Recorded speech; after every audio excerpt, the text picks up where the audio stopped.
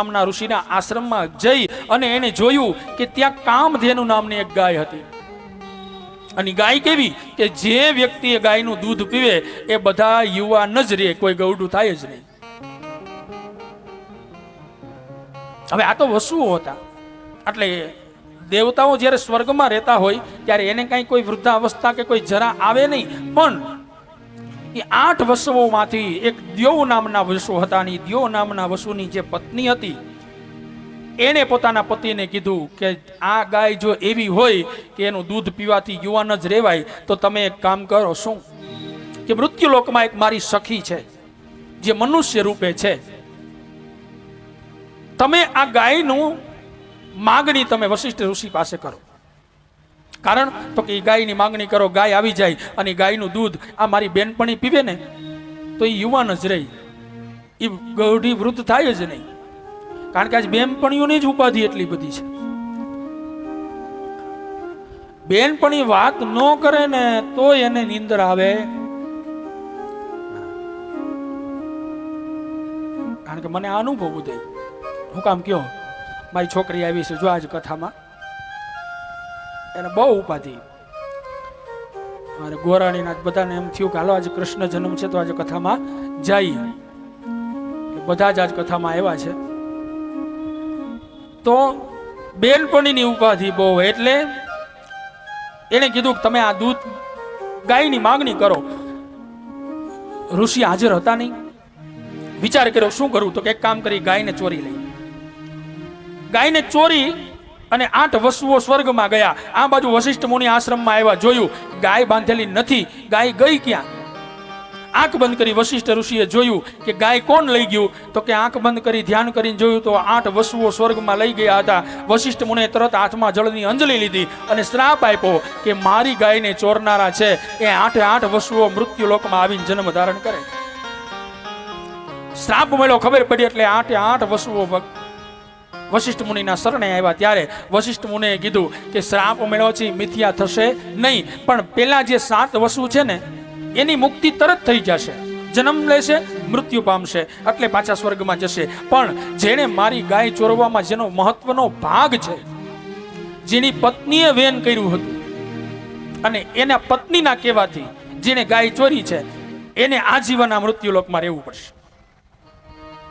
એટલે પત્ની કાંઈ પણ માંગણી કરે એટલે પેલા વિચારવું ખાડવા યોગ્ય છે કે નથી. આમાંથી શીખવા મળે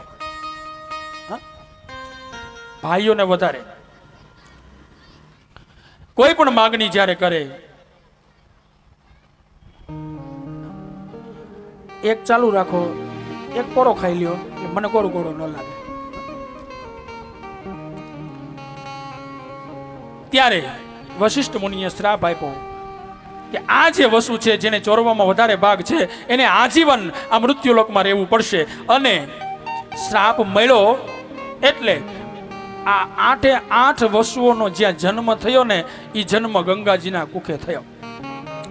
ઋષિઓ કહેવા લાગ્યા કે મહારાજ કઈ રીતે થયો અને હાથની મુક્તિ કેમ થઈ અને આ ભીષ્મ પિતામહને કેમ રહેવું પડ્યું. ત્યારે કીધું કે હે ઋષિઓ સાંભળો, આ શાંતનુ નામનો રાજા ગંગાજીની સાથે એની અંદર મોહિત થયો. ગંગાજી સાથે લગ્ન કર્યા પણ ગંગાજીએ શરત રાખી કે હું જે કરું એ મને કરવા દેવાનું, તો લગ્ન કરું. જો મારી આજ્ઞાનું ઉલ્લંઘન થશે તો સાંભળો રાજન, ઈ જ ક્ષણે તમારા દીકરાને આપીને હું નીકળી જઈશ. હું ગમે એ કરું, મને રોકવાની. શાંતનુએ કીધું કાંઈ વાંધો નહીં, તમે કયો એમ બસ. કારણ ન થતા હોય ત્યાં સુધી તો આપણે બધી વસ્તુનો સ્વીકાર કરી, તમે કયો એમ. પણ જ્યારે પછી તકલીફ થાય ત્યારે પાછી ઉપાધિ. એટલે શાંતનુ નામના રાજા ગંગાજી સાથે લગ્ન થયા. ધીમે ધીમે સંસાર આગળ ચાલ્યો. બન્યું એવું, ઘણા સમય પછી શાંતનુ રાજા અને ગંગાજી દ્વારા એક પુત્રની ઉત્પત્તિ થઈ. અને જેવા દીકરાનો જન્મ થયો એટલે તરત જ ગંગાજી હાથમાં લઈ અને ગંગાજીમાં પધરાવવા માટે ચાલ્યા. એક દીકરો ગંગાજીમાં પધરાવ્યો પણ સરળતાથી કઈ બોલાય. શાંતનુ રાજા બિચારો દબાઈ ગયેલો હતો. આપણી ભાષામાં કહીએ ને આપણે, ઘરવાળીથી દબાઈ ગયેલો હતો એટલે કઈ બોલી શકાય એમ હતું નહીં. એક બાળકને પધરાવ્યો, બીજાને પધરાવ્યો, ત્રીજાને પધરાવ્યો, ચોથાને પધરાવ્યો, એમ કરતા કરતા 7 બાળક છે ને એ 7 બાળકને નદીમાં પધરાવી દીધા. અંતે 8મો બાળક, હવે જે વારો આવ્યો એ દેવ નામના વસુનો વારો આવ્યો. એ વસુનો જન્મ થયો અને 8મા બાળકનો જન્મ થઈને હાથમાં લઈને ગંગાજી જેવા પધરાવા જાય. શાંતાનુથી રહેવાનું નહીં. શાંતનુને એમ થયું કે ખરેખર આ માં છે કે કોણ છે? કેમ? તો કે માં એક જ એવું પાત્ર છે કે પોતાના દીકરાને ઠેહ વાગે ને તોય સહન કરી શકે. અને ઈ જ માં આ 7 દીકરાને નદીમાં પધરાવી દીધા છતાં એના જીવનમાં દયા જેવું કાંઈ છે? પણ શાંતનુએ વિચાર કર્યો છે કે શરત તો માનવી જ પડે. પણ શાંતનુ રાજાએ સમજાવ્યા ગંગાજીને કે તમને દયા નથી આવતી? 7 બાળકને તમે પધરાવી દીધા, એ મોટને ઘાટ ઉતારી દીધા, હવે આ 8મું બાળક પણ પધરાવા જાઓ છો. જો આમને આમ કરશો તો મારો વંશ આગળ કેમ ચાલશે?